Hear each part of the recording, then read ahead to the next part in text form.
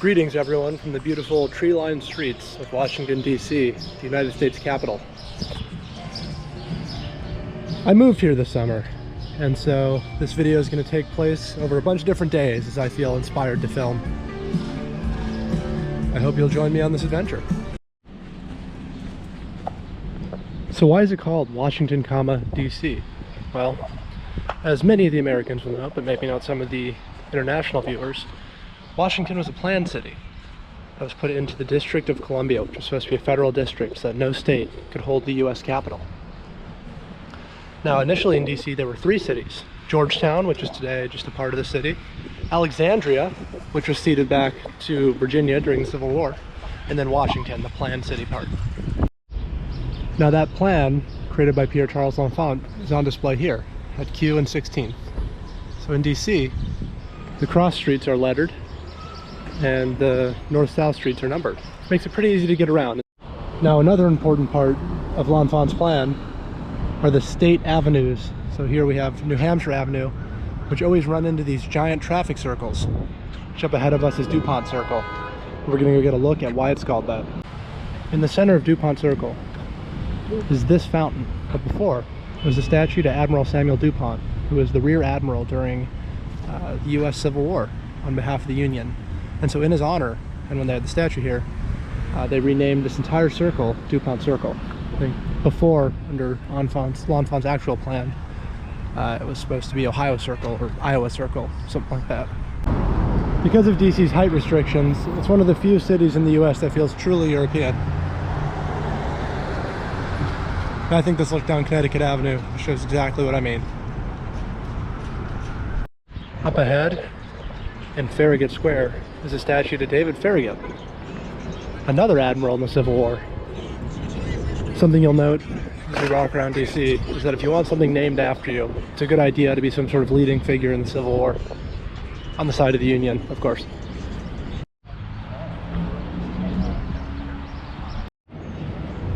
We are now in Lafayette Square, named after the famous hero of two worlds, the Marquis de Lafayette, who as a young man was a big part of the American Revolution, and as an older man was the elder statesman of the French Revolution.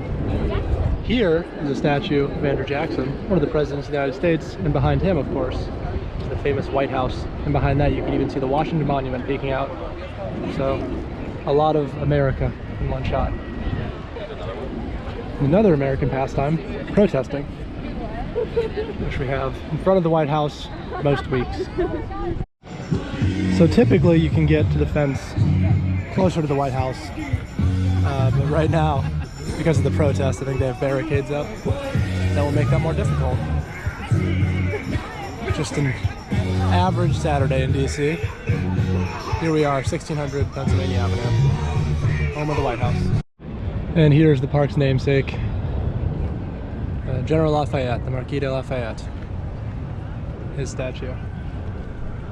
And back over there, the White House. DC is, of course, home to many of the executive departments and executive agencies that really run the United States. So, for instance, right next to the White House, I couldn't get the shot where it's literally right next to the White House because it's closed down for the protests, but you'll have to take my word for it. Right next to the White House is the Department of Treasury, one of the more important departments in the U.S. Of all the views in DC, this is probably my favorite. To look down from the White House to the Capitol, and all these marble-clad buildings in between. It's really too bad I decided to do this today, because there's barricades all the way around the backside of the White House as well, but at least from right here you can see, I think pretty clearly, the Department of Treasury from behind. You can see it's still very Greek influenced, the columns. I'll try to get a shot of the White House. We'll see if it works with the barricades. And as predicted, the views from the south lawn of the White House leave a little something to be desired today, but we take what we can get. And to the west of the White House is the Eisenhower Executive Office Building. Slightly different style than many of the buildings in DC. Still very beautiful. Less Greek influence though, more French.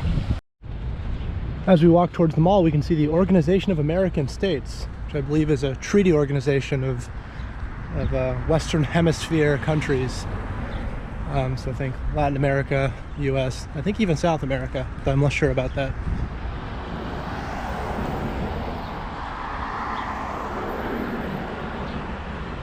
But you can see the wrought iron on the doors really makes it. We now find ourselves at the National Mall, which, you know, for my money, is the best park in the world in terms of square inch for square inch fun.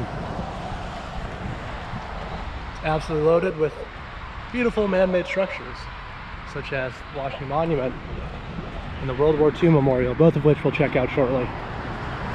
It's going to have a lot of natural beauty, whether it's the tidal basin, just in terms of what man can accomplish. It's pretty good. I gotta tell you, it makes you pretty proud to be an American.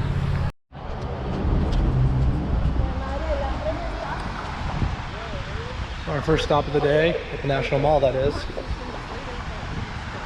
the World War II Memorial, which has all the states going around, plus I think Puerto Rico. I'm not sure any other territories. It's meant to honor those who fell in World War II. Or I think even just served in World War II. I'm not sure it's a memorial where you had to die. They do flights here for veterans, at least they used to. See it. Oh, Virgin Islands too, I guess.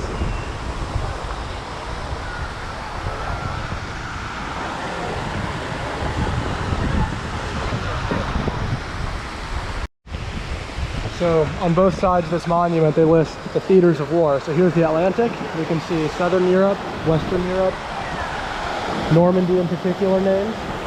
On the other side is Pacific, and that'll list the various islands on which the U.S. fought during the war against the Japanese.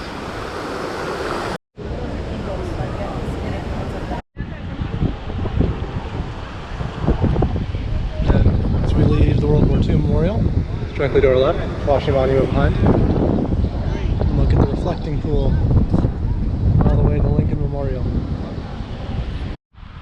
This beautiful neoclassical structure is the Lincoln Memorial.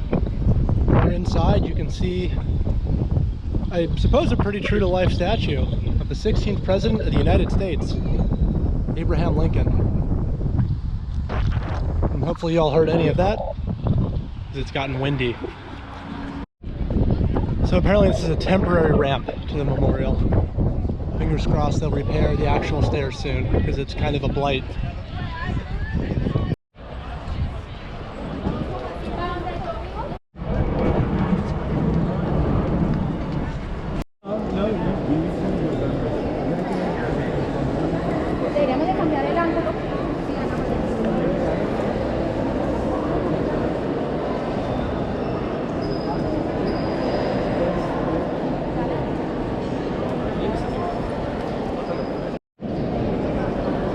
The text of the famous Gettysburg Address. This is the Korean War Memorial. For a lot of Americans, the Korean War is kind of a forgotten war. You know, Vietnam is pretty well known because it was heavily protested. And then World War II, of course, is a world war, and so got a lot of press. But Korea was this small, I think we technically called it a police action. In spite of the fact that many Americans and other troops lost their lives, it's not talked about as much.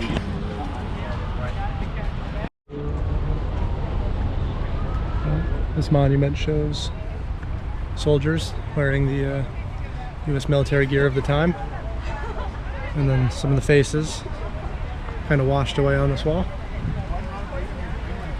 And then a pool at the top, and then around the rim, and I'll show this, have the names of the soldiers who lost their lives in Korea.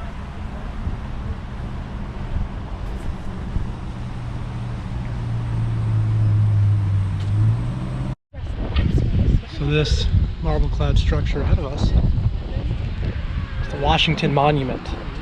It's meant to celebrate the first president of the United States and Revolutionary War General, George Washington. Construction took almost 40 years. It started in 1848, lasted until I believe 1888 due to some budget cuts while it was being built. You can actually see some evidence of that, hopefully from here. The lower third of the structure is made of different stone than the next 2/3. At the time it was completed, it was the tallest building, or excuse me, tallest structure in the world, but only very briefly, because the Eiffel Tower overtook it in less than 10 years. Still, it's a pretty amazing sight. Hopefully from this angle you can see the change in color of stone a little more clearly. So it's about 1/3 of the way up. It changes. And you can see it's ringed by 50 flags, one for each state of the United States.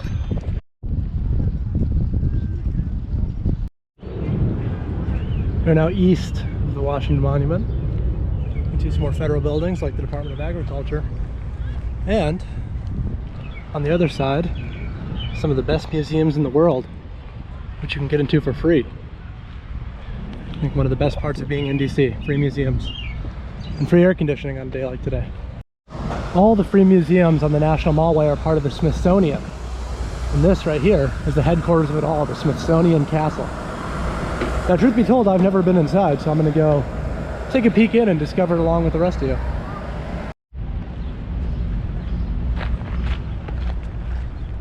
So sadly, the castle is closed for renovations, even though things are generally open here every day except Christmas. So that's a shame. We can go check out some other museums instead. It's a personal goal of mine to visit every museum in DC, at least every Smithsonian. And it looks like I will not be starting with the Arts and Industries building because the Arts and Industry building is closed. Crazy. Bad luck to start. So the first museum I guess we're going to capture on the vlog is the Hirshhorn Museum. Some sort of, I'm assuming, modern art museum based on the building itself. And is one of the museums, as you probably just gathered, that I have never actually been to. Not one of the more famous ones, and I'm also not a huge art guy. But building itself, yep, Museum of Modern Art. This is a very brutalist modern building, so that all fits. Let's go check it out.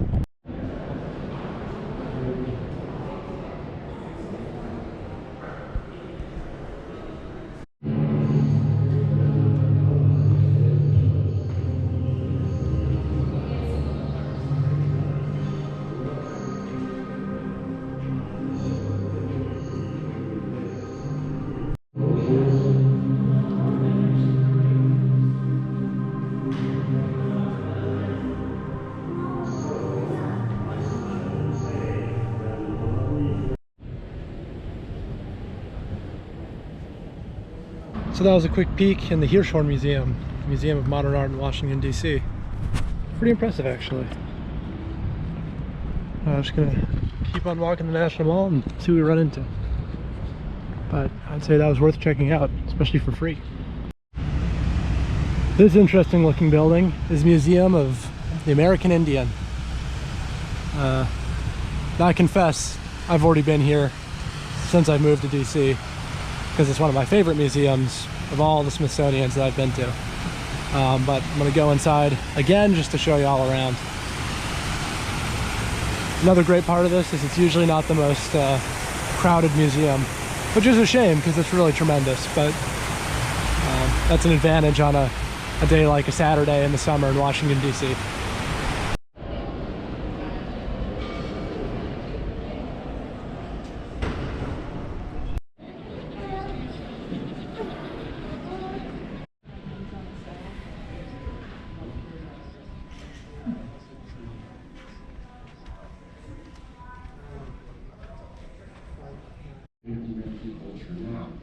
So there's this kind of common.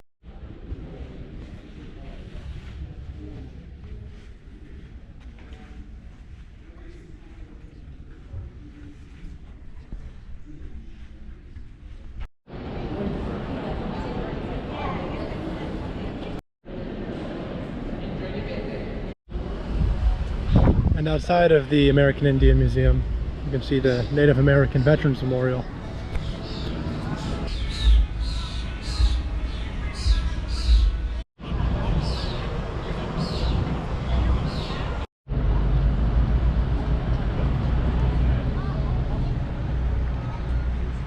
Now entering the United States Botanic Garden. A little bit of nature in this busy city. Next to the Botanic Garden, and again, free, is the conservatory. Now in the summer this isn't really that helpful, but in the winter this would be a great place to go.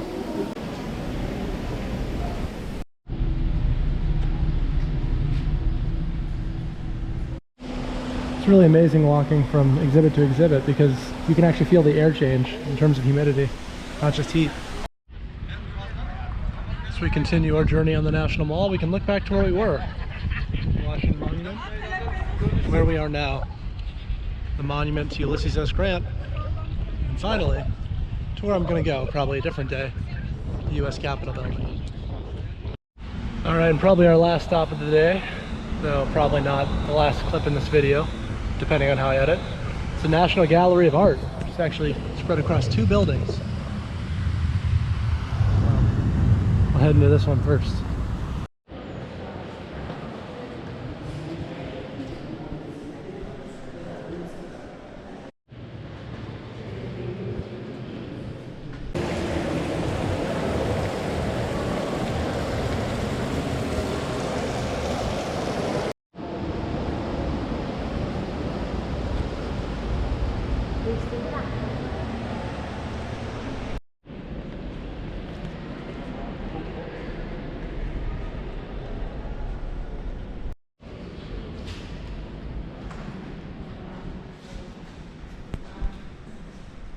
Something I did not know is that you can go directly from this building to the East building. So we're going to try that.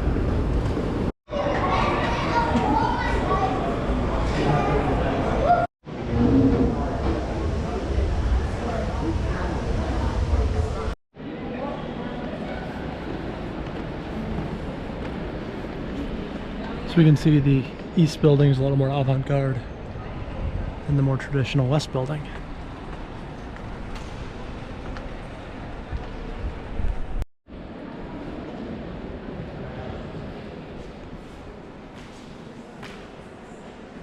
It's another modern art type exhibit.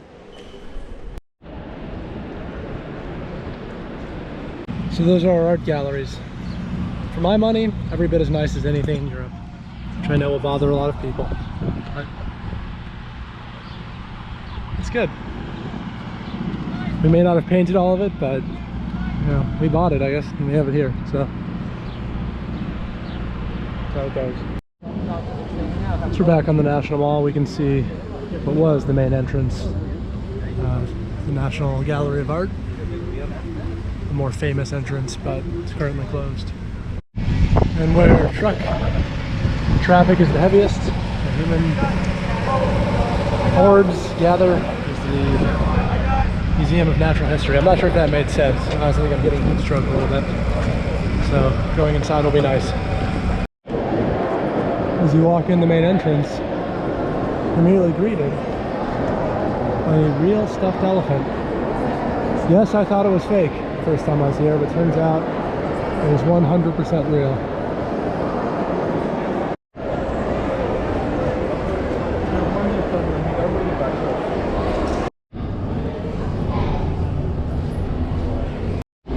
Leaving the mall, museums fully give way to government buildings, including home of DOJ.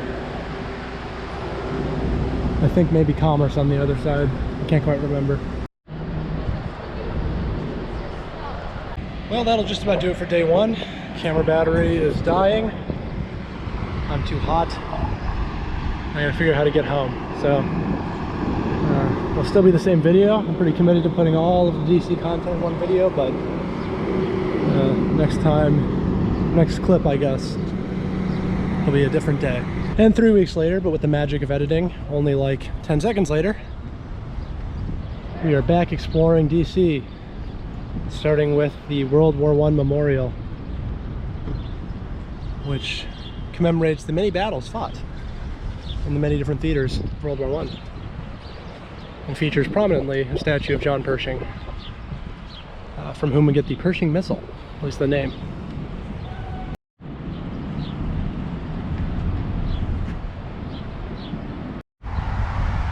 And we're back in the area with all the federal buildings. So to the left, we have USAID, and over there, US Customs and Border Protection. The smiling folks who greet you at US airports. We're now approaching the Freer Gallery of Art, which is the Asian Art Museum. That's what it's an exhibit. There's also an Asian Art exhibit in the Asian Art Museum. I've never been in, so I'm pretty excited to check this out.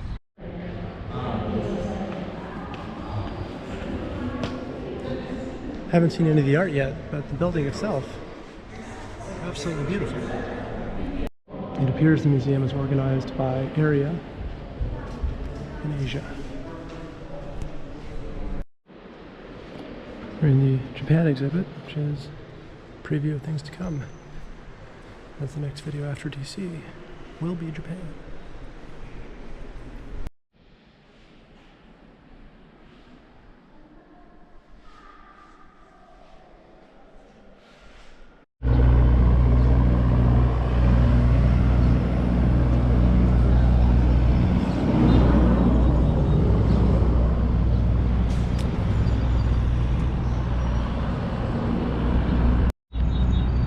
So apparently the Sackler Gallery is the National Museum of Asian Art, so I don't know what the Freer Gallery is. A better video maker would figure it out and tell y'all, but I'll just let you look it up. And then across the way you have the National Museum of African Art.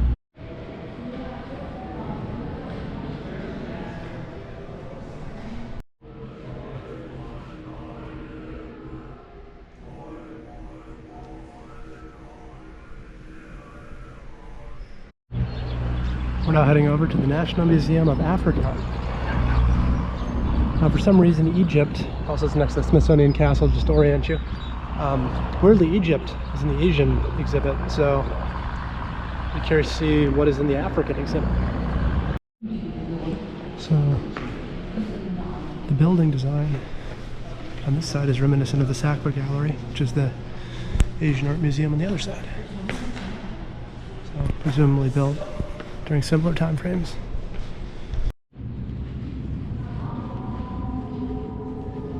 This creates kind of an otherworldly effect. It's quite nice. Now that we've gotten cultured looking at art, it's time to go find what, in my memory, is the greatest museum. That is the National Air and Space Museum. Now granted, I haven't been there since I was a kid, and I think it is like the Natural History Museum, somewhat oriented towards children, but hoping it holds up, as they say. Looks like you need a pass to enter the museum. The pass is free, but I'm gonna have to sign up for one so I can get inside. And that's also the case for the African American Museum, if anyone were curious. I think the more popular museums require reservations. So somehow the Air and Space Museum is sold out for the remainder of the month. Granted, that's 3 days, but still. Whoops, almost tripped. I reserved some tickets to the African American Museum, so I'll go check that out at 1 o'clock. And until then, I think there's some sort of festival on the National Mall celebrating Native American heritage, so I'll check that out.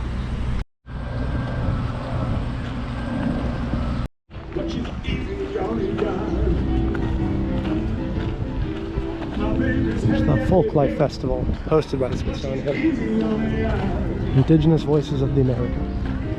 The best thing that I heard, I was trees on fire. I want a woman that can keep me safe in the summertime.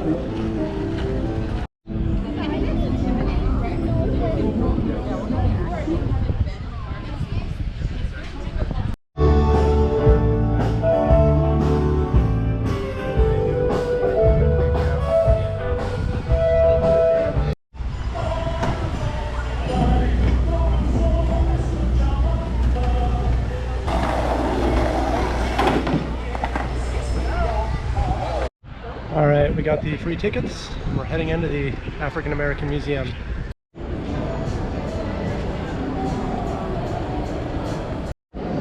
So from the outside you see these designs.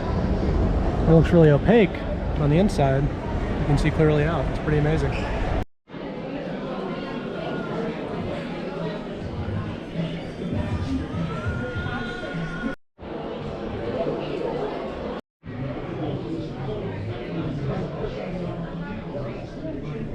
So that was the African American Museum of History and Culture, which will probably be the last thing I film for today because I have a paper to write. So it'll be like no time for you, but for me, it'll probably be about a week before I get back out here. Well, I was gonna be done filming, but then I saw Thomas Circle with a big church behind it. One of the national churches being blocked by a bus now. Lovely. The National Christian Church. Beautiful. And we'll start the final day of shooting in Logan Circle, an up-and-coming trendy neighborhood in Washington, D.C. Named after this traffic circle that we're in now, Logan Circle, where in the center you can see a statue of John Logan, a famous Civil War general who eventually ran for president, but died before the end of the election from wounds he'd sustained during the Civil War.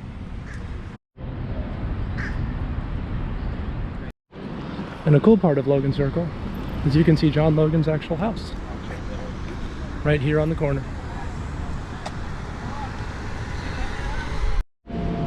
Like most major cities in the US, Washington D.C. has a Chinatown. So if you look around, a lot of these shops will have the Chinese characters in addition to the, I guess, American or English names.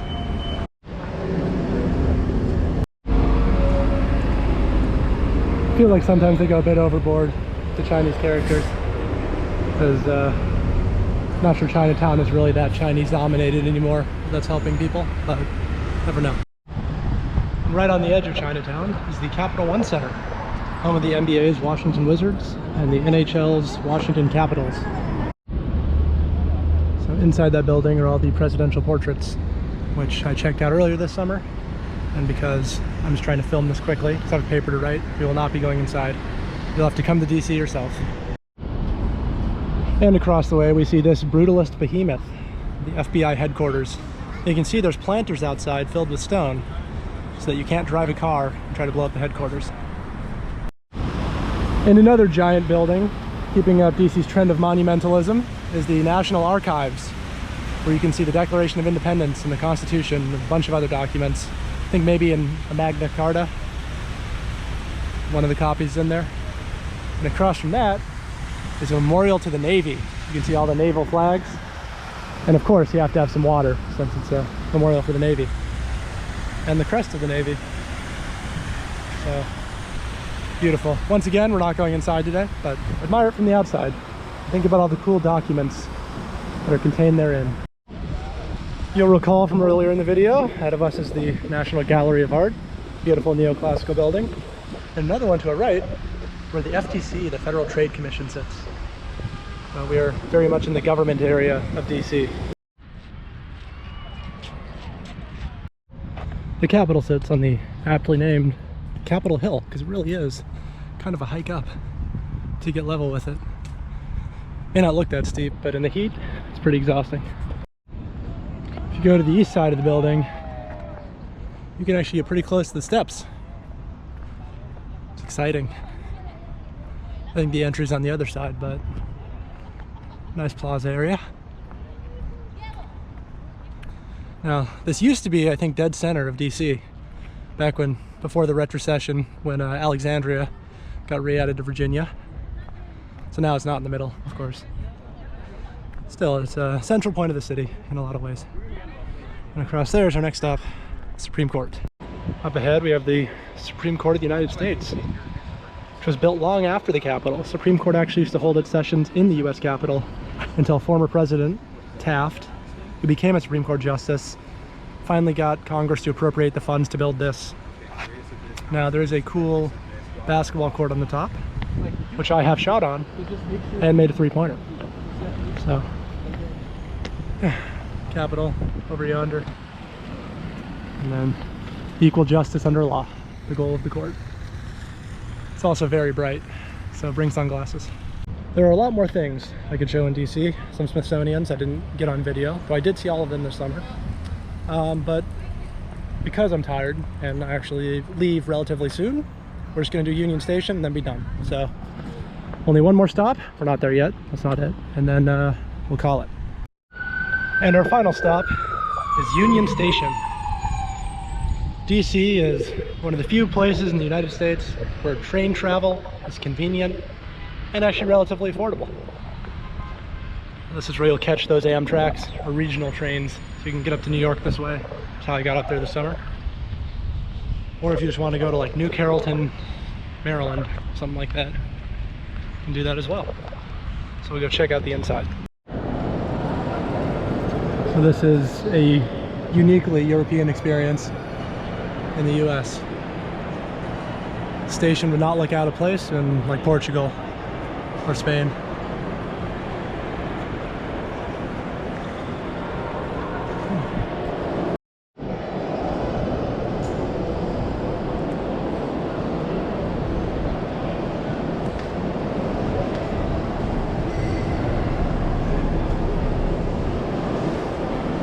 Alright, so that's DC. There's probably lots more I could show, but you should come here and experience it for yourself. So yeah, next video will be, I think, in Japan. So stay tuned for that.